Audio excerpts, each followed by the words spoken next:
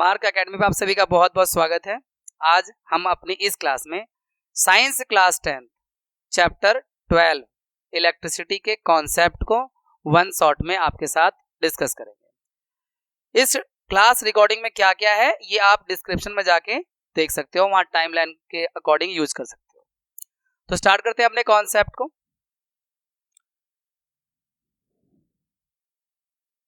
सबसे पहले इलेक्ट्रिसिटी के बात यूजेस की हो रही है, ये बताने लायक चीज है नहीं। ये बताकर मैं आपकी तौहीन करूँ ये अच्छा नहीं लग रहा हमें कि इलेक्ट्रिसिटी का इस्तेमाल मॉडर्न लाइफ में कहाँ कहाँ है। लेकिन ये बात अच्छी है, जो ये अगली बात है, इलेक्ट्रिसिटी के बारे में जो अच्छी चीज लगती है वो ये है, it is controllable and convenient form of energy. Electricity जो है कंट्रोल करने लायक, आसानी से कंट्रोल हो जाती है। कन्वीनियंट यानी सुविधाजनक एनर्जी का फॉर्म है। ये इलेक्ट्रिसिटी की सबसे अच्छी बात है। कहाँ इस्तेमाल होती है? ऑफिस में, घर में, स्कूल में, हॉस्पिटल में, इंडस्ट्रीज में, सो ऑन। ये सब बताने की जरूरत नहीं। लेकिन इलेक्ट्रिसिटी की अच्छी बात यह है कि ये कन्वीनियंटली और कंट्रोलेबल है। जितना मर्जी उतना बढ़ा सकते हो, घटा सकते हो वोल्टेज के हिसाब से, और कन्वीनियंट है, सुविधाजनक है। अब इस चैप्टर में हमें जो कॉन्सेप्ट डिस्कस करने हैं उसमें जैसे कि व्हाट कॉन्स्टिट्यूट इलेक्ट्रिसिटी, किससे बनती है, ये सर्किट में कैसे फ्लो करती है, कौन से फैक्टर हैं जो करंट को रेगुलेट करते हैं, करंट के अमाउंट को रेगुलेट और कंट्रोल करते हैं, जैसे रेजिस्टेंस वगैरह, हम लोग लेंथ ऑफ वायर वगैरह डिस्कस करेंगे। ये सभी चीजें हम पढ़ेंगे। इसके अलावा heating effect of electric current और इसके एप्लीकेशन को भी इस चैप्टर में पढ़ेंगे। मतलब एनसीईआरटी टेक्स्ट बुक क्लास 10 के सभी कॉन्सेप्ट पढ़ेंगे। सबसे पहला टर्म आता है इलेक्ट्रिक करंट का। इलेक्ट्रिक करंट क्या होता है बच्चों? उसकी डिफाइन, फिर उसका सिंबल, फिर एसआई यूनिट और फॉर्मूला। तो डिफाइन क्या है? Rate of flow of electric charge is known as electric current. Charge के फ्लो करने से इलेक्ट्रिक करंट बनता है। Rate of flow of charge is known as electric current. Symbol I है, कैलकुलेटर में आई से इस्तेमाल करते हैं, इसको यूज करते हैं जब। इसका एसआई यूनिट एम्पियर है और formula I is equal to Q upon T. वो डेफिनेशन से आएगा, rate of flow of charge. Q charge होता है, टी टाइम होता है, तो इसलिए I is equal to charge upon time. इसी को कहेंगे rate of flow of charge is known as electric current. तो I is equal to Q upon T. अब इलेक्ट्रिक करंट का एसआई यूनिट एम्पियर है, तो 1 एम्पियर कितना होता है? 1 ampere is constituted by flow of 1 coulomb of charge per second। यानी अगर पर सेकेंड 1 कूलम चार्ज फ्लो कर रहा है किसी सर्किट से, तो उसके अंदर 1 एम्पियर करंट बन रहा है। तो 1 ampere is equal to 1 coulomb per second. This is 1। अब क्वेश्चन 1 नंबर का ये भी आता है, एक कूलम चार्ज में कितने इलेक्ट्रॉन्स होते हैं? 6 × 10⁻18 इलेक्ट्रॉन्स होते हैं एक कूलम चार्ज में। इसे हम कैलकुलेट भी कर सकते हैं, बस हमें ये देखना होगा कि Q is equal to NE।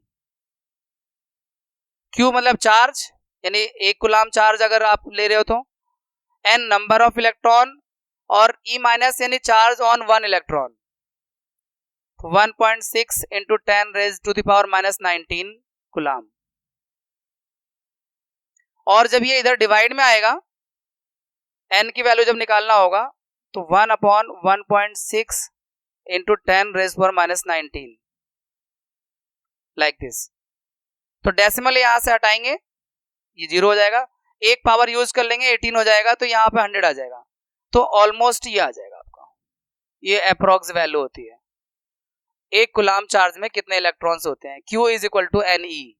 ये फॉर्मूला यूज करेंगे आप। Q चार्ज के लिए है, N नंबर ऑफ इलेक्ट्रॉन के लिए, E minus charge on 1 electron जो होता है, विच इज 1.6 × 10⁻⁻19 कूलम।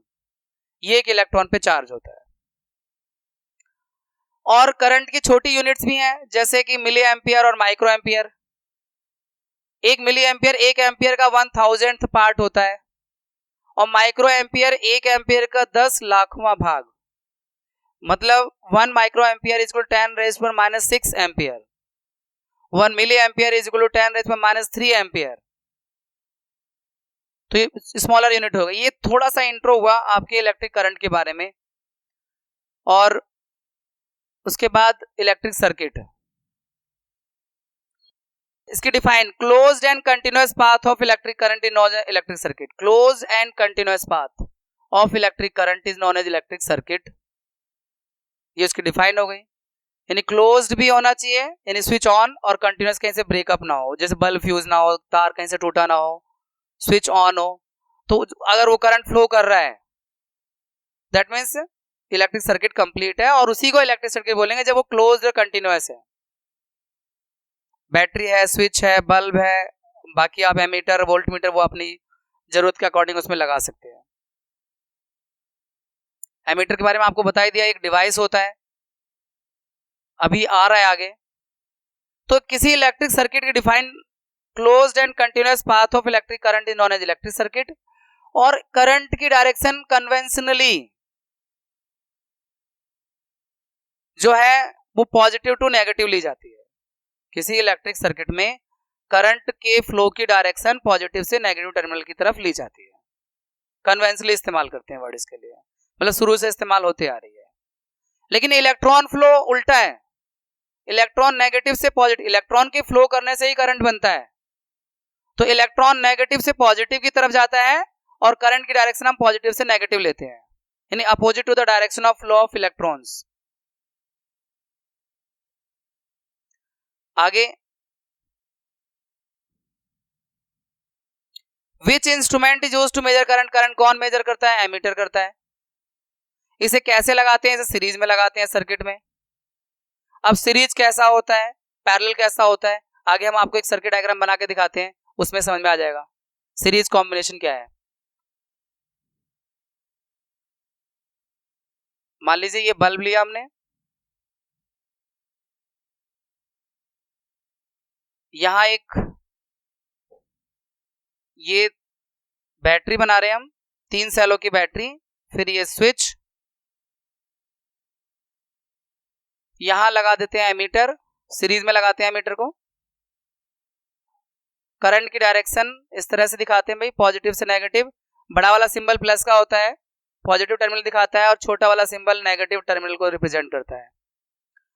और ये बल्ब है, और सर्किट कंप्लीट हो गया, बल्ब ग्लो करेगा स्विच ऑन करते ही। यहां अगर डॉट लगा रखा है तो दैट मीन स्विच ऑन है।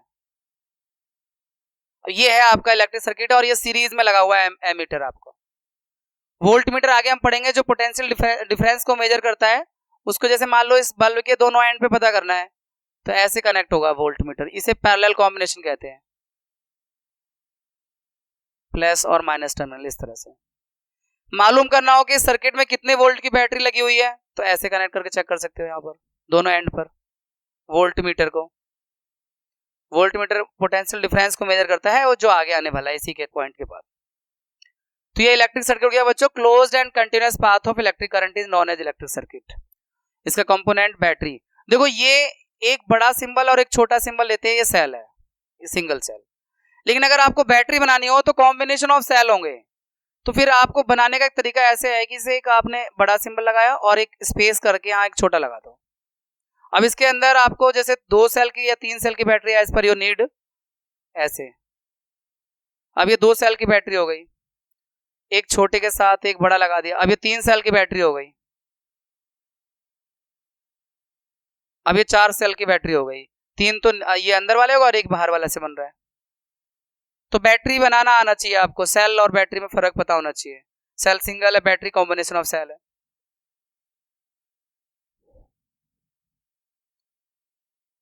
अब flow of charges inside a wire, आपकी बुक में थोड़ा सा डिस्कस किया हुआ है कि वायर के अंदर जो चार्ज फ्लो होता है उसका मैकेनिज्म क्या है। वैसे वो हायर क्लासेस का पॉइंट ऑफ व्यू है स्टडी का, बस थोड़ा सा डिस्कस किया हुआ है। वहां पे ये बताया हुआ जैसे करंट फ्लो करता है तो करंट के फ्लो करने में पोटेंशियल डिफरेंस का रोल होता है। बच्चों वायर के अंदर जो चार्ज फ्लो करता है वो चार्जेस पोटेंशियल डिफरेंस के क्रिएट होने की वजह से फ्लो करते हैं।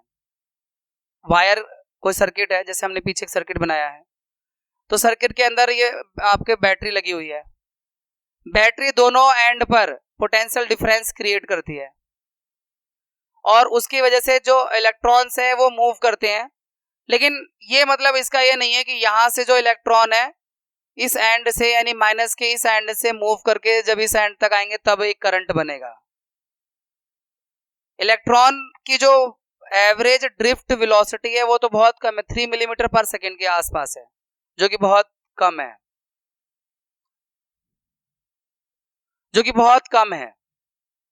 लेकिन वो जो चार्जेस है ना, वो चार्जेस जैसे आपने क्लास 9 में साउंड चैप्टर पढ़ा हुआ था, चार्ज साउंड एनर्जी एयर में या सॉलिड में लिक्विड में कितनी तेजी से फ्लो करती है। एयर में तो बहुत कम है, 20 डिग्री सेल्सियस पर 342 मीटर पर सेकेंड है उसकी वेलोसिटी साउंड की, 22 डिग्री सेल्सियस पर 344 मीटर पर सेकेंड वेलोसिटी। पर साउंड भी तो एनर्जी है, पार्टिकल के हेल्प से पार्टिकल अपनी जगह से ऑसिलेट होते हैं, अपनी जगह से ऑसिलेट होते हैं। तो ये वो क्लास 9 में साउंड के बारे में आपने पढ़ा था। इसमें क्या होता है, वायर के अंदर जो इलेक्ट्रॉन रैंडम तरीके से मूव कर रहे होते हैं, लेफ्ट राइट इधर उधर रैंडम तरीके से मूव कर रहे होते हैं। लेकिन जैसे ही स्विच ऑन किया जाता है और पोटेंशियल डिफरेंस क्रिएट होता है तो डायरेक्शन उनकी यूनिफॉर्म हो जाती है।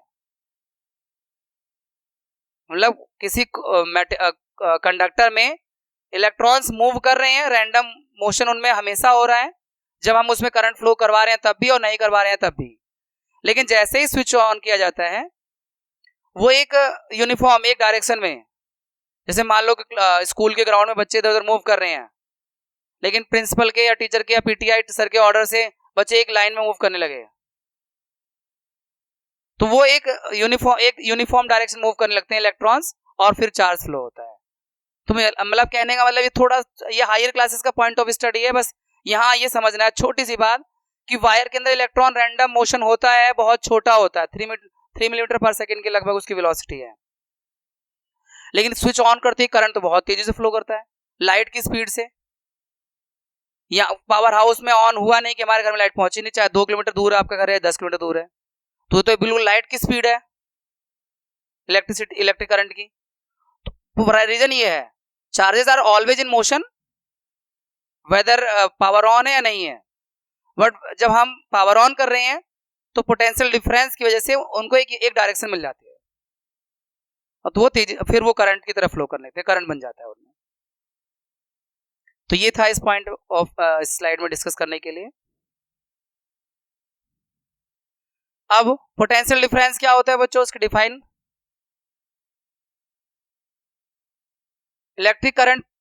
electric potential difference between 2 points in electric circuit carrying some current is defined as work done to move a unit charge from one point to the other point।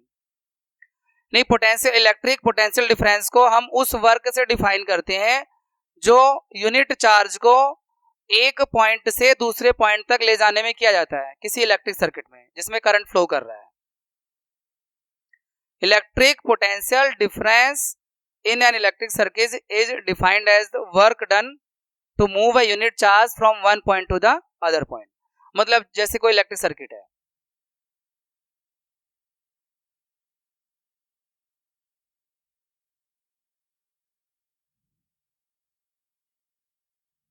अब इसमें current flow कर रहा है, तो इस पॉइंट से इस point तक आने में मान लो 1 कूलाम चार्ज को कितना वर्क करना पड़ रहा है, उससे पोटेंशियल डिफरेंस डिफाइन होता है। इसीलिए इसका जो फॉर्मूला बनता है V = W upon Q, work upon में charge, W for work, Q for charge.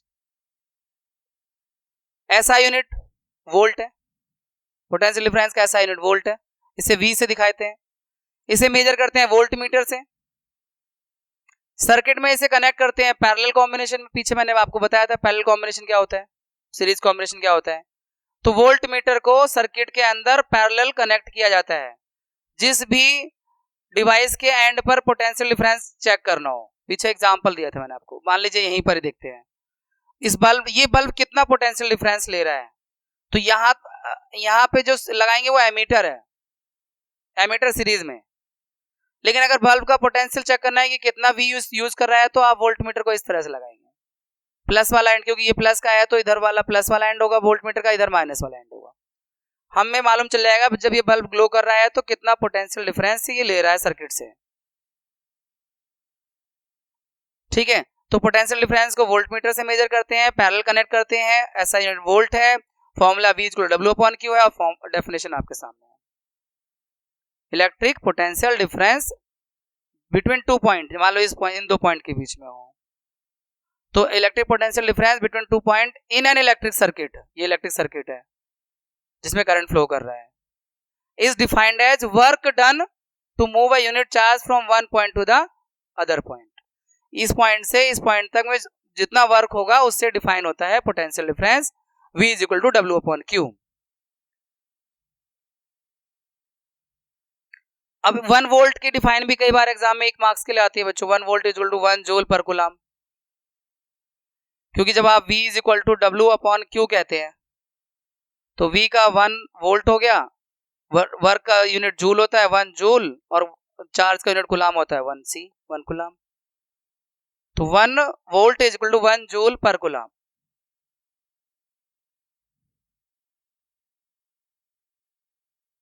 अब ये इलेक्ट्रिक सर्किट के कुछ कंपोनेंट हैं जिन्हें आपको मतलब पता, उन बैटरी के सेल मैं आपको बता चुका हूं, बैटरी आपको बता चुका हूं, प्लग स्विच इस तरह का अगर प्लग है तो स्विच ऑफ है, लेकिन अगर इस तरह से डॉट लगा दो तो स्विच ऑन है। वायर जॉइंट होके जा रहा है तो इस तरह से इसमें ये इस तरह से जॉइंट का सिंबल दिखा देंगे। वायर विदाउट जॉइंट जा रहा है तो इस तरह से ओवर करके दिखाएंगे। बल्ब का सिंबल आप जानते ही हो। ये रजिस्टर क्या होता है, ये रजिस्टर है। रजिस्टर बल्ब को भी कह सकते हो आप, इलेक्ट्रिक आयरन को भी कह सकते हो। ज्यादातर डिवाइस में अच्छा खासा रेजिस्टेंस होता है, तो जो फिलामेंट वाला बल्ब है वो भी रजिस्टर है। आप घर में आयरन इस्तेमाल करते हैं वो भी रजिस्टर, पानी गर्म करने के लिए आप गीजर का इस्तेमाल करते हैं, रूम को गर्म करने के लिए हीटर का इस्तेमाल करते हैं, सभी रजिस्टर्स के अच्छे एग्जांपल हैं। तो रजिस्टर का सिंबल है इस तरह से जिगजैग लाइन, और वेरिएबल रजिस्टर या रियोस्टेट का सिंबल है ये, इस तरह से भी कर देते हैं, कई बार इस तरह से दिखा देते हैं, 2 सिंबल है। और आपका एमीटर और वोल्टमीटर का सिंबल, ये एमीटर है, एक प्लस एंड होगा एक माइनस एंड होगा, और ये वोल्टमीटर है, एक प्लस एंड एक माइनस एंड।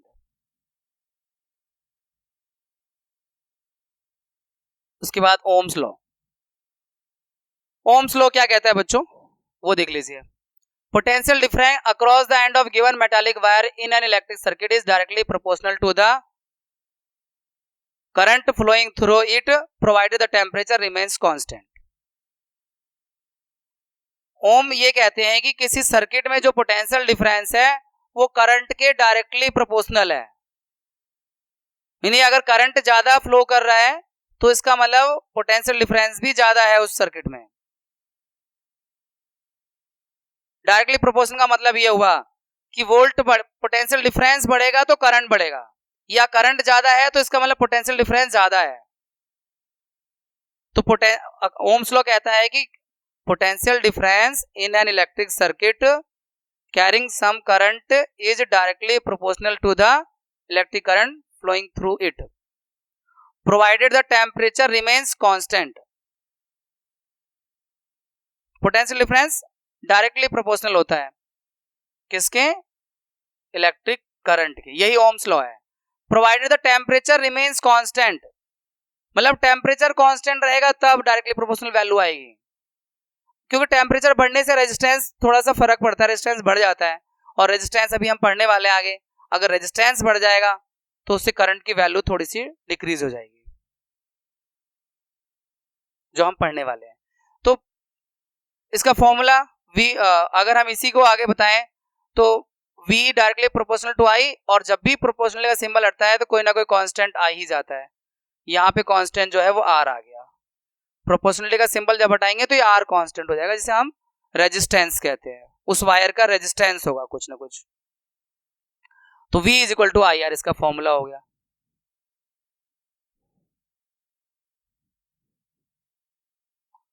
वी और आई का ग्राफ आपकी बुक में क्या एक्टिविटी है, 1 मार्क्स का क्वेश्चन भी कवर करता है, इसलिए डिस्कस करना जरूरी है। वी और आई का ग्राफ कैसा होता है, तो वी और आई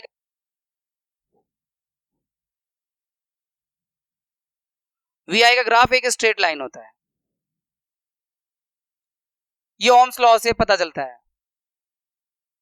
मतलब v upon I is equal to constant, इसका मतलब ये है v और i का जो रेशियो है, मतलब आपकी बुक में क्या एक्टिविटी करके सर 12.1 एक्टिविटी आई थिंक, पहले एक सेल लगाओ v और i चेक करो, फिर 2 सेल लगाओ, फिर v और i चेक करो, उनका रेशियो निकालो, फिर 3 सेल लगा दो, फिर v चेक करो, i चेक करो, फिर उनका रेशियो निकालो, तो वो ऑलवेज सेम आएगा, v और i का रेशियो ऑलवेज सेम आएगा। और इसी कांस्टेंट वैल्यू को हम रेजिस्टेंस कहते हैं, v open i is equal to r। तो अगला टॉपिक हमारे पास रेजिस्टेंस का आ रहा है। रेजिस्टेंस क्या होता है, रेजिस्टेंस किसी भी कंडक्टर की प्रॉपर्टी होती है जिसके कारण वो अपने अंदर से चार्जेस के फ्लो को रेसिस्ट करता है, यानी करंट को थोड़ा सा जाने से रोकता है। R is constant for given metallic wire at given temperature and is called its resistance। यहां पे डेफिनेशन पूरी नहीं है, किसी वायर के लिए R कांस्टेंट होता है, किसी गिवन टेम्परेचर पे बात ठीक है, पर रेजिस्टेंस क्या है, it is a property of conductor by virtue of which it resist the flow of charge through it. ऐसे लिख देता हूं, चार्ज थ्रू इट।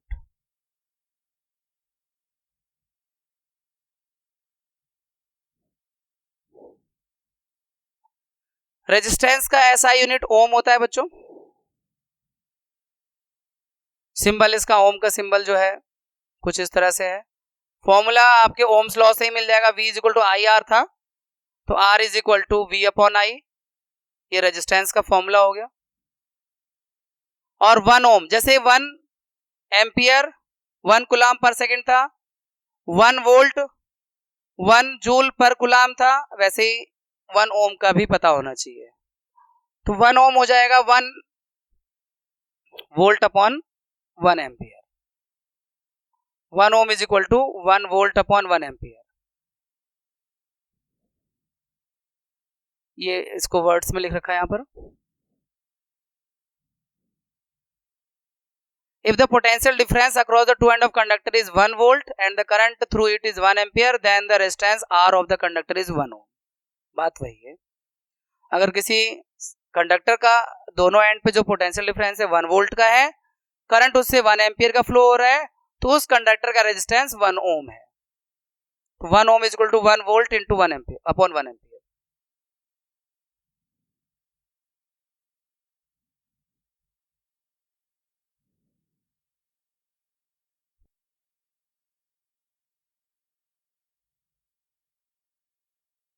अब रियोस्टेट, पीछे हमने अभी सिंबल में देखा था रियोस्टेट क्या होता है। रियोस्टेट एक इलेक्ट्रिकल कंपोनेंट है बच्चों, जो सर्किट के अंदर करंट को कम ज्यादा कर सकता है विदाउट चेंजिंग द वोल्टेज। भाई करंट को कम ज्यादा करने के 2 तरीके हैं, या तो पोटेंशियल डिफरेंस कम ज्यादा हो, यानी सेल को कम ज्यादा करो, बैटरी 2 वोल्ट की लगाओ 4 वोल्ट की लगाओ, बढ़ाते जाओगे बैटरी का वोल्ट, करंट बढ़ता जाएगा। ओम ने यही बताया था, ज्यादा वोल्ट ज्यादा करंट, कम वोल्ट कम करंट। और दूसरा तरीका है कि आपको वोल्टेज नहीं चेंज करना है, पोटेंशियल डिफरेंस यानी बैटरी नहीं बदलनी है, सेल कम ज्यादा नहीं करने हैं, फिर भी करंट को कम ज्यादा करने की जरूरत है, तो उसके लिए जो डिवाइस है वो रियोस्टेट है। In an electric circuit, a device called resistor is often used to change the resistance in the circuit। अब रेजिस्टेंस को चेंज होने से करंट बदल जाता है, रेजिस्टेंस को चेंज करने से करंट बदल जाता है, ये रियोस्टेट जो है रेजिस्टेंस को चेंज करता है। लेकिन अगर ओम के लॉ पे अगर ध्यान दोगे, I is equal to V upon R, तो अगर R बदलेगा V वही रहेगा, तो I अपने आप ही कम ज्यादा होगा। R जितना ज्यादा होगा I उतना कम हो जाएगा, R जितना कम करोगे I उतना बढ़ जाएगा। अब good conductor, resistor, poor conductor और इंसुलेटर क्या होते हैं। अगर ये चार कंपोनेंट आपको लेने हैं, चारों की थिकनेस सेम रखनी है और लेंथ सेम रखनी है। अब जिसका रेजिस्टेंस सबसे कम होगा उन चारों में, क्योंकि कंपैरेटिव टर्म है, कंडक्टर होना, रेजिस्टर होना, पुअर कंडक्टर होना, इंसुलेटर होना। तो जिसका रेजिस्टेंस सबसे कम होगा वो गुड कंडक्टर है, जिसमें एप्रिसिएबल रेजिस्टेंस यानी ठीक ठाक रेजिस्टेंस है वो आपका रेजिस्टर है, और जिसमें और ज्यादा रेजिस्टेंस है यानी उसको इस्तेमाल ही नहीं कर सकते ज्यादा इलेक्ट्रिकल डिवाइसेस में हम, तो वो पुअर कंडक्टर है। और इंसुलेटर तो आप जानते ही हो, जिसमें करंट बिल्कुल भी फ्लो नहीं कर पाएगा, जिसकी हाई रेजिस्टिविटी, प्लास्टिक, वुड, ये इंसुलेटर हो गए। तो ये इसके डिफाइन है। A component of given size that offers a low resistance, जिसका रेजिस्टेंस लो है वो गुड कंडक्टर है, जिसका एप्रिसिएबल रेजिस्टेंस है वो रेजिस्टर है, जिसका और ज्यादा हाइयर रेजिस्टेंस है वो पुअर कंडक्टर है, और इवन हाइयर, बहुत ज्यादा जिसका रेजिस्टेंस वो इंसुलेटर है। तो कंपैरिजन करके पता चल जाता है कि good conductor, resistor, poor conductor या इंसुलेटर क्या है। अब नेक्स्ट टॉपिक है factor on which the resistance of a conductor depends. Resistance किन किन बातों पर डिपेंड करता है किसी कंडक्टर का। जो रेजिस्टेंस है, रेजिस्टेंस क्या है? It is a property of conductor to resist the flow of charge through it. Resistance क्या है? ये कंडक्टर की प्रॉपर्टी है कि अपने अंदर से चार्ज को फ्लो नहीं करने देता।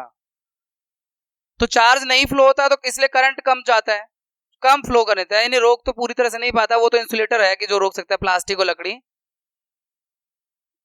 बाकी जितने भी हैं, अभी हमने पुअर कंडक्टर देखा, आपने रेजिस्टर हमने देखा, गुड कंडक्टर देखा, सब में रेजिस्टेंस होता है, लेकिन कंडक्टर में कम है, रेजिस्टर में ज्यादा है, और पुअर कंडक्टर में बहुत ज्यादा है। तो ये जो रेजिस्टेंस है किन किन बातों पर डिपेंड करता है? उसकी लेंथ पर, जितना लंबा वायर होगा उतना ज्यादा रेजिस्टेंस होगा। एरिया ऑफ क्रॉस सेक्शन पर, इसमें मतलब यह है कि एरिया ऑफ क्रॉस सेक्शन, मोटाई, वायर की मोटाई जितनी कम होगी उतना रेजिस्टेंस ज्यादा होगा, और मोटाई जितनी ज्यादा होगी, थिकनेस जितना मोटा वायर होगा उतना रेजिस्टेंस कम होगा, यानी ये inversely proportional area of cross section के। और nature of the material, her material के अपना एक नेचर होता है, जिसे हम आगे जाके पढ़ेंगे। रेजिस्टिविटी अभी आने वाला है, जस्ट रेजिस्टिविटी। तो इन तीनों बातों पे, चौथा टेम्परेचर भी होता है, यहाँ पे मेंशन नहीं है क्योंकि वायर का पार्ट नहीं है, वो सराउंडिंग का पार्ट है, या फिर वायर में लगातार करंट जाने से वो हीट हो रहा है। तो टेम्परेचर यानी रेजिस्टेंस डिपेंड करता है चार बातों पर। ओम्स लॉ में पहले ही आपने पढ़ा था, provided the temperature remains constant.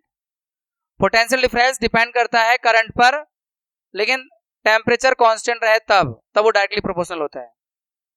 तो चार बातों पे रेजिस्टेंस डिपेंड करता है: length of wire, area of cross section, nature of material and temperature. और इसको अगर इस तरह से हम कंबाइन करें, आर, लेट मी सी, कहीं ऐसा तो नहीं स्लाइड में कर रखा है, देखो, R proportional to L, R inversely proportional to A,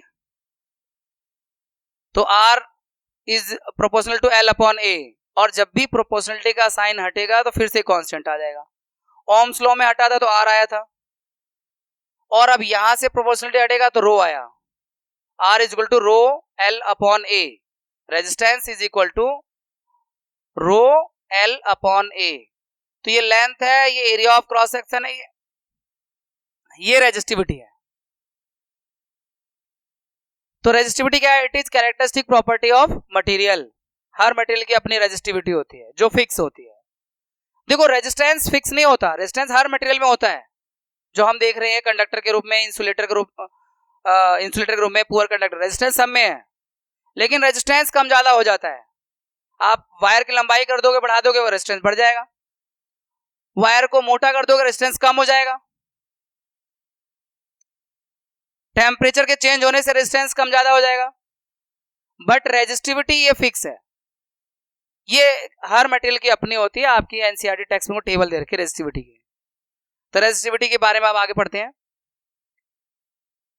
row resistivity is constant proportionality of and is called electrical resistivity of the material of conductor. It is characteristic property of material, यहां पे इसको add होना चाहिए, it is characteristic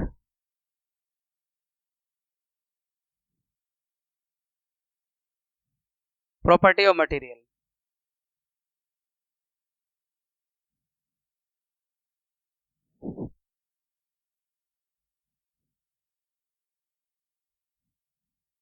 जो कि fix होती है।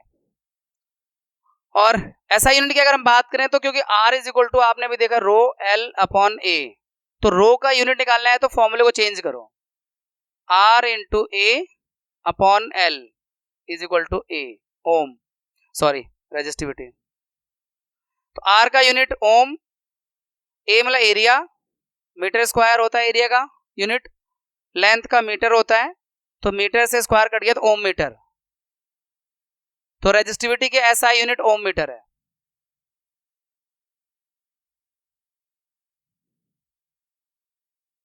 ये टेबल है जो रेजिस्टिविटी को दिखा रही है बच्चों, जिसमें सिल्वर की रेजिस्टिविटी सबसे कम है, उससे कम फिर कॉपर है, लेकिन बहुत क्लोज में है, इसलिए हम लोग कॉपर का इस्तेमाल करते हैं वायर के रूप में, बहुत ज्यादा फर्क नहीं है रेजिस्टिविटी का।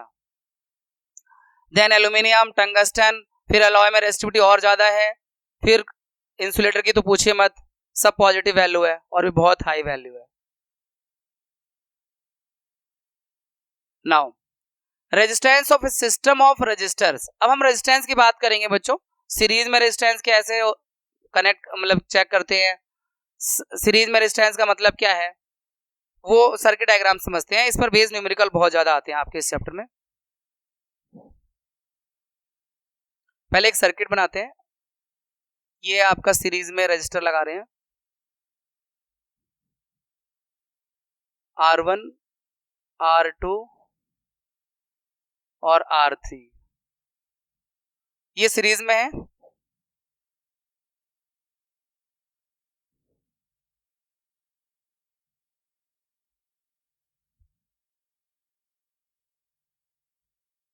इस तरह से ये रजिस्टर सीरीज में है। इनका जो टोटल रेजिस्टेंस निकलता है बच्चों, पहली बात तो सीरीज में जो है सबको करंट सेम मिलता है, करंट सेम मिलता है सबको सीरीज में, और पोटेंशियल डिफरेंस वो उनके रेजिस्टेंस पे डिपेंड करता है, यानी पोटेंशियल डिफरेंस को हम V से दिखाते हैं या PD लिख सकते हैं। पोटेंशियल डिफरेंस डिफरेंट होता है हर डिवाइस के लिए, सीरीज में करंट सेम मिलता है, ये दो पॉइंट याद रखना। अब इसी से हम डिराइव कर लेते हैं इसका फॉर्मूला, क्योंकि पोटेंशियल डिफरेंस इसको जो मिल रहा होगा मान लो V1 है, इसको जो मिल रहा होगा वो V2 है और इसको जो मिल रहा होगा V3 है, तो हम अगर टोटल पता करें VS तो V1 plus V2 plus V3, तो V1 यानी IR1, ओम्स लॉ से फॉर्मूला है V इक्वल टू IR। अच्छा I में I ही लिखेंगे क्योंकि सबको करंट सेम मिल रहा है, तो उसको I1 I2 I3 नहीं लिखेंगे क्योंकि सेम है सबका current, plus IR2 plus IR3 और ये हो गया IRS, तो यहां से I कॉमन ले लो, R1 plus R2 plus R3 और इधर IRS, I से I कैंसिल आउट, तो RS is equal to R1 plus R2 plus R3। Resistance in series का हो गया बच्चों ये फॉर्मूला, और फिर हम पैरेलल की बात करेंगे, फिर इनका कंपैरिजन कर लेंगे कि भाई इसमें एडवांटेज और डिसएडवांटेज क्या है, इस पे भी क्वेश्चन आता है।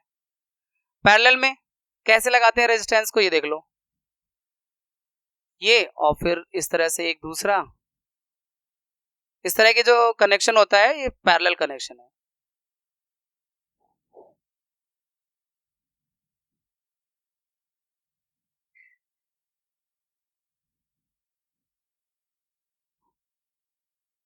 R1 R2 R3 ये पैरेलल कॉम्बिनेशन है बच्चों, और इसमें सबको करंट वोल्टेज सबको सेम मिलता है, पोटेंशियल डिफरेंस सबको सेम मिलता है, क्योंकि सारे डायरेक्टली अपने बैटरी से कनेक्ट है, डायरेक्ट बैटरी से कनेक्ट है, सबको पैरेलल कॉम्बिनेशन में पोटेंशियल डिफरेंस सभी डिवाइस को सेम मिलेगा और करंट अलग अलग होगा, करंट डिपेंड करता है उनके रेजिस्टेंस पर, उस हिसाब से करंट ड्रॉ करेंगे।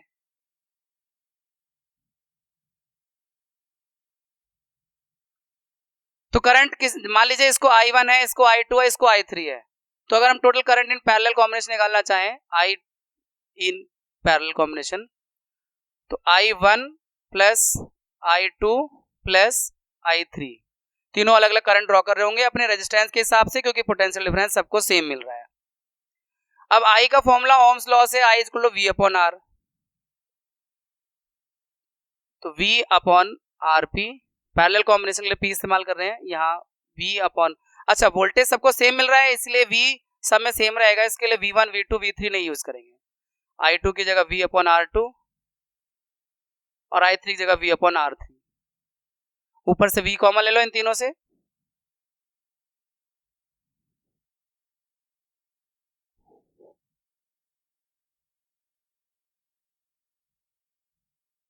ये कैंसिल आउट हो गया, 1 upon RP equal to 1 upon R1 plus 1 upon R2 plus 1 upon R3, ये आपका पैरेलल कॉम्बिनेशन में जो रेजिस्टेंस है वो इससे निकल जाएगा। तीन सर्किट, 3 रजिस्टर है, 4 रजिस्टर, उस पर डिपेंड करता है। अब इनका कंपैरिजन कर लो, सीरीज और पैरेलल कॉम्बिनेशन में क्या एडवांटेज हैं या उसके लॉस हैं सीरीज के, अभी हीटिंग इफेक्ट से पहले चलो इधर ही कर लेते हैं, स्लाइड खाली हुई है। तो देखो सीरीज में करंट सबको सेम मिलता है, पोटेंशियल डिफरेंस अलग अलग, इससे वर्किंग इफेक्ट होती है डिवाइस की, सबको अपने अपने हिसाब से वोल्टेज मिलता है, अगर सबको सेम वोल्टेज मिलता है करंट अपने रेजिस्टेंस के हिसाब से ड्रॉ करते हैं, यहाँ सबको वोल्टेज सेम मिल नहीं रहा है तो करंट सबको सेम मिल रहा है, तो उनकी वर्किंग इफेक्ट होती है, बहुत अच्छे से नहीं होते हैं, वर्क नहीं करते वो अच्छे से, हो सकता है बल्ब अच्छे से ग्लो ना करे, सीरीज में कई सारे बल्ब लगेंगे तो ग्लो ही नहीं करेंगे सही से, एक हो गया नुकसान। दूसरा, पैरेलल कॉम्बिनेशन में क्योंकि सबको वोल्टेज सेम मिलता है तो अपने हिसाब से करंट ड्रॉ करते हैं, तो उसमें ये फायदा होता है वर्किंग में कोई फर्क नहीं पड़ता, ये एक हो गया कंपैरिजन के लिए। दूसरा, सीरीज में अगर एक डिवाइस खराब हो जाएगा तो पूरा सर्किट बंद हो जाएगा, अगर इसमें एक भी रजिस्टर खराब हो गया, इसमें मान लो ये बल्ब है, रजिस्टर का मतलब बल्ब भी हो सकता है, अगर एक बल्ब फ्यूज हो गया तो बाकी दोनों बल्ब बंद हो जाएंगे क्योंकि सर्किट टूट गया। पैरेलल में ऐसा नहीं होता, पैरेलल में ये अगर बल्ब खराब हो गया तो ये दोनों जलते रहेंगे, तो ये दूसरा एडवांटेज हो गया। तीसरा, सीरीज में टोटल इफेक्टिव रेजिस्टेंस जो है वो ज्यादा आता है, प्लस करेंगे ज्यादा आता है टोटल इफेक्टिव रेजिस्टेंस, और पैरेलल में टोटल इफेक्टिव रेजिस्टेंस कम आता है। तो ये तीन आप कम से कम सीरीज और पैरेलल कॉम्बिनेशन के कंपैरिजन याद रखेंगे, एडवांटेज और डिसएडवांटेज याद रखेंगे, नोट कर लेंगे, मैंने इस स्लाइड में नहीं लिखा हुआ है कहीं। अब अगला टॉपिक है heating effect, heating effect of electric current. इसे हम कहाँ देखते हैं बच्चों, डिफाइन की तो हम बाद में बात करते हैं, देखते कहाँ है, बल्ब में देखते हैं, जो फिलामेंट वाला बल्ब है, हीटिंग इफेक्ट। आयरन, जिससे हम अपने कपड़ों को आयरन करते हैं सुबह स्कूल जाने से पहले, वो हीटिंग इफेक्ट पे काम कर रहा है। गीजर, टोस्टर, जो भी हीटिंग डिवाइस है, फ्यूज, तो हमें इस चैप्टर में फ्यूज के बारे में और फिलामेंट वाले बल्ब के बारे में डिस्कस करना है, हीटिंग इफेक्ट विशेष रूप से। तो heating effect of electric current क्या है, अगर किसी सर्किट में प्योर रेजिस्टर कनेक्ट कर दिया जाए तो सर्किट में जितना भी करंट जाएगा वो टोटल करंट जो है, ऑलमोस्ट टोटल करंट हीट में कन्वर्ट हो जाएगा, इसे heating effect of electric current कहते हैं। करंट के 3 इफेक्ट आप जानते हैं, magnetic effect, heating effect, chemical effect. तो अगर सर्किट में जो लगा हुआ है वो प्योर रेजिस्टर है, अब प्योर रेजिस्टर में आप बल्ब कह सकते हो, फिलामेंट वाला बल्ब जो आजकल ट्रेंड में नहीं है, एलईडी आ गया उसको रिप्लेस कर गया, पहले फिलामेंट वाले बल्ब को सीएफएल ने रिप्लेस किया, फिर एलईडी ने रिप्लेस कर दिया। पर फ्यूज वो भी हीटिंग इफेक्ट पे काम करता है, लेकिन हीटर तो अभी भी घरों में है सर्दियों में इस्तेमाल करने के लिए, तो हीटर वो भी हीटिंग इफेक्ट पे काम करता है, उसमें भी प्योर रेजिस्टर्स लगे होते हैं। गीजर पानी गर्म करने के लिए, तो ये हीटिंग इफेक्ट का आपका एक तरह से डिफाइन हो गया। If the electric circuit is purely resistive, that is configuration of resistors only connected to battery, the source energy continually get dissipated entirely in the form of heat. This is known as heating effect of electric current. मतलब अगर किसी circuit में pure resistors connect हो तो उस circuit से जितना भी करंट फ्लो करता है वो सभी करंट हीट में चेंज हो जाता है, इसे heating effect of electric current कहते हैं। इसको डिराइव कर सकते हैं, मतलब इससे heating effect of electric current से जूल्स लॉ ऑफ हीटिंग आता है, इसी से कनेक्टेड है, इसी का ही पार्ट है जूल्स लॉ ऑफ हीटिंग।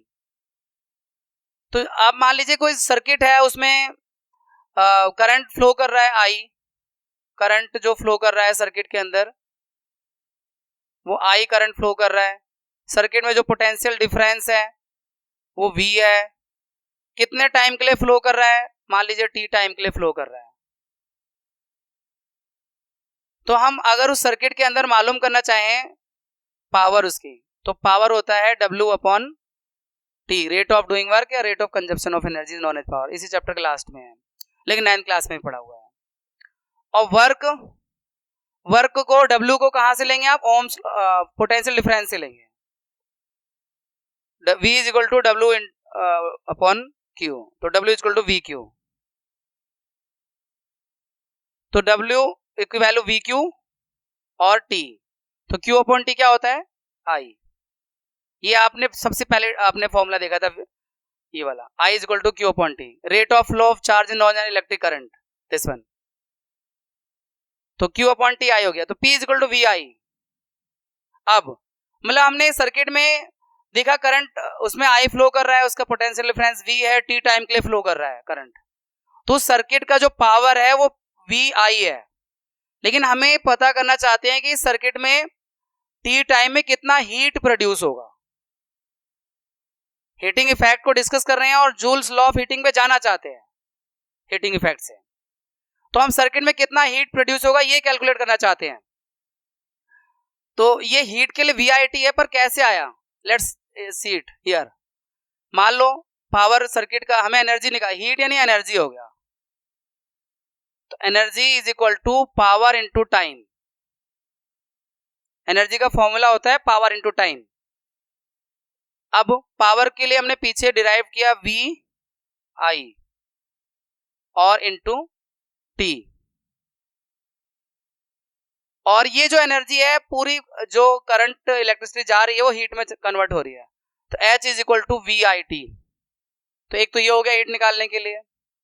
लेकिन अगर इसमें ओम्स लॉ लगा दें, V is equal to IR लिख दें, तो H is equal to IR into I into T, तो H is equal to I square RT।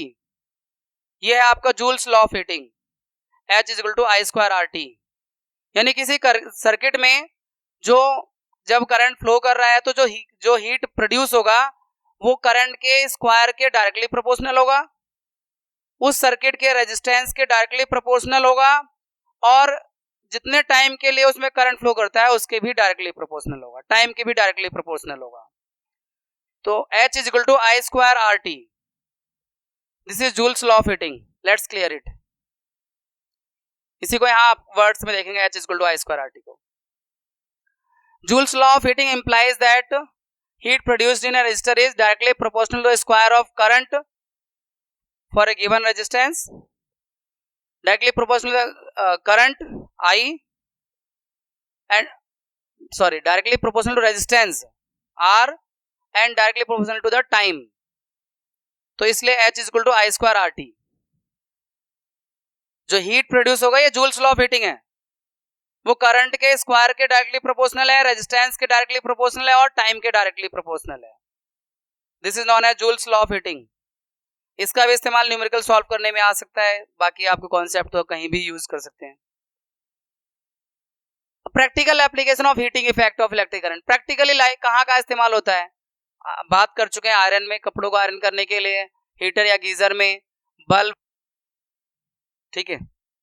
अब इसमें मैं आपसे कह रहा था ये लास्ट की दो बातें आपसे डिस्कस करनी है, बल्ब के बारे में और फ्यूज के बारे में।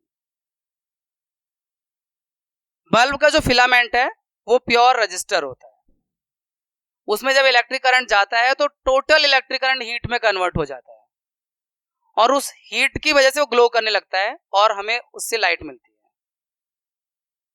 उस फिलामेंट का टेम्परेचर बहुत, मेल्टिंग पॉइंट बहुत हाई होता है, 3380 डिग्री सेल्सियस, और रेजिस्टेंस भी बहुत हाई होता है। बल्ब की लाइफ को इंक्रीज करने के लिए उसमें इनर्ट गैसेस जैसे नाइट्रोजन गैस भरा जाता है, उनकी लाइफ को, उसकी फिलामेंट की लाइफ को एनहेंस करने के लिए, बढ़ाने के लिए। तो ये बल्ब के बारे में कुछ पॉइंट जो आपको पता होना चाहिए, दे कैन बी आस्क, आपके सिलेबस का पार्ट है। इसके बाद आपके सिलेबस का एक पार्ट और है, फ्यूज। फ्यूज का क्या, आजकल घरों में फ्यूज है नहीं तो बच्चों को पता भी नहीं रहता ज्यादातर को। फ्यूज बच्चों, मान लीजिए कि ये सर्किट का तार है, लाइव वायर है रेड वाला, यहां बीच में क्या है ना, एक ऐसा तार लगा देते हैं, पतला सा तार, एक सॉकेट सा होता है, उसको अंदर बाहर कर सकते हैं। ये जो पतला सा वायर होता है इसका मेल्टिंग पॉइंट कम होता है। मैं फ्यूज की वर्किंग बता रहा हूं। देखो ये लाइव वायर है या न्यूट्रल है, और यहाँ दोनों मिलेंगे तो बल्ब ग्लो करेगा, मतलब दोनों होल्डर में लग के बल्ब ग्लो करेगा, मान लो, ठीक है, ये बल्ब का पार्ट हो गया, प्लस माइनस दोनों। लेकिन ये जो लाइव वायर है, रेड वाला वायर, उसको बीच में से काट कर यहाँ बीच में फ्यूज लगा दिया जाता है। ये पूरे बोर्ड के लिए भी हो सकता है। मैं एक बल्ब का एग्जांपल दे रहा हूँ, या मान लो सप्लाई बोर्ड है, यहाँ से ये बोर्ड बना हुआ है, यहाँ से फिर लाइट बल्ब तक जा रही है, ट्यूबलाइट तक जा रही है, कहीं तक भी जा रही है आपके घर में जो डिवाइस लगे हुए हैं। तो ये लाइव वाले वायर के बीच में ऐसे फ्यूज हो, यहाँ भी लगा सकते हैं वो फ्यूज, मैं सिर्फ समझाने के लिए अलग दिखा रहा हूँ। तो इसके अंदर एक पतला वायर होता है, तो उस फ्यूज की रेटिंग होती है 6 एम्पियर का फ्यूज, 5 एम्पियर का फ्यूज, 15 एम्पियर का फ्यूज। वो डिपेंड करता है कि आपने उस सर्किट को कितने एम्पियर के लिए इस्तेमाल करना है, उस पर कौन से डिवाइस कनेक्ट करने हैं। एग्जाम्पल के तौर पे मान लो आपको आयरन चलाना है, कपड़े प्रेस करने के लिए सुबह, तो उसके लिए आपको देखना होगा कि इसमें कितने एम्पियर का fuse, this is a part of syllabus that we are discussing here. तो आपके घर में 220 वोल्ट की सप्लाई लाइन आती है, जो आयरन है वो 1000 वाट का है, ऑलमोस्ट इतने का ही होता है, 750 या 1000 वाट का होता है। तो अब आपको कितने रेटिंग का इसमें फ्यूज लगाना चाहिए, तो I is equal to P upon V, power equal V into I, अभी निकाला था हमने फॉर्मूला पावर का। तो पावर 1000 वाट है और 220 वोल्ट की सप्लाई लाइन है, तो 22 से 100 को डिवाइड करेंगे तो 4.54 के लमसम एम्पियर, मतलब जो हमारा आयरन है वो 4.54 के अराउंड करंट लेगा। तो अब हम इसमें जो फ्यूज लगाएंगे एटलीस्ट 5 एम्पियर का जरूर लगाएंगे, कि जब 5 एम्पियर या 6 एम्पियर का फ्यूज लगाएंगे, जब एक रिस्पेक्टिव वैल्यू तक, अगर आपने इसमें 3 एम्पियर का फ्यूज लगा दिया तो ये आयरन जैसे ही ऑन करोगे फ्यूज उड़ जाएगा, क्योंकि आपने उसकी रेटिंग कम कर रखी है, डिवाइस हैवी लगा रहे हो आप उसके हिसाब से। तो फ्यूज के एम्पियर को डिसाइड करते हैं कि किस तरह से उस सर्किट को इस्तेमाल करना है, और फॉर्मूला आप ये लगा देंगे I equal to P upon V, कौन सा डिवाइस कितने वाट का यूज करना है आपको उस पे। और सप्लाई लाइन आपको पता है इंडिया में 220 वोल्ट की रहती है, तो ये एक 1000 अपॉन 220 और 4.54, यानी आप सर्किट में जो फ्यूज लगाएंगे लगभग 5 एम्पियर के आसपास का होना चाहिए।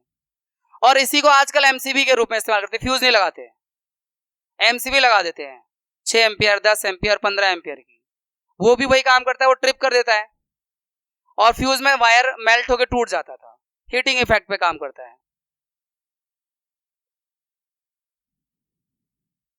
चलिए अपने चैप्टर को कंप्लीट करते हैं। Finally we have come to the last point, electric power, rate of consumption of energy is known as electric power, known as power. हम कहते हैं ये एलईडी बल्ब जो ग्लो कर रहा है ये 20 वाट का है, तो इसका मतलब क्या हुआ, ये पर सेकेंड 20 जूल एनर्जी कंज्यूम कर रहा है। Rate of consumption, rate word आ जाए समझ लो टाइम की बात कर रहे हैं, rate of consumption of energy is known as power. तो पर सेकेंड कितनी एनर्जी ये प्रोड्यूस कर रहा है या कंज्यूम कर रहा है, ये उसकी पावर है।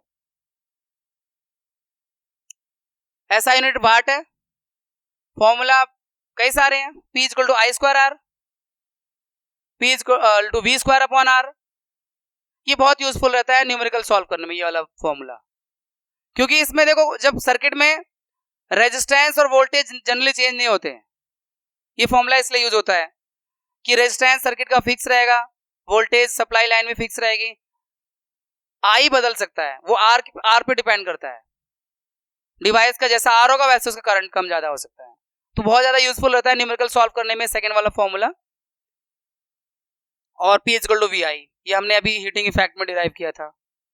तो पावर के 3 फॉर्मूले हैं, I फॉर करंट है, R फॉर रेजिस्टेंस है, V फॉर पोटेंशियल डिफरेंस है। Electrical energy is product of power into time, power और टाइम का प्रोडक्ट है पावर। इलेक्ट्रिकल एनर्जी कमर्शियल, देखो ये रहा पावर इनटू टाइम,